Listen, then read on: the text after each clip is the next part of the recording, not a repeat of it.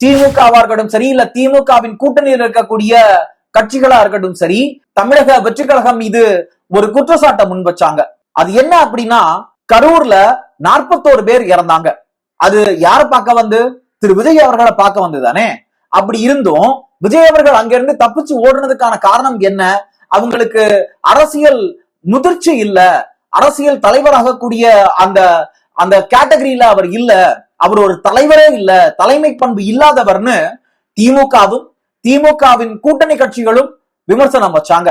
அதுக்கும் ஒருபடி மேல போய் சென்னை உயர்நீதிமன்றம் இதே பதிவு பண்ணது ஒரு மிகப்பெரிய அதிர்வலையை ஏற்படுத்துச்சு தமிழக வெற்றி கழகத்தின் அரசியல் களத்துல.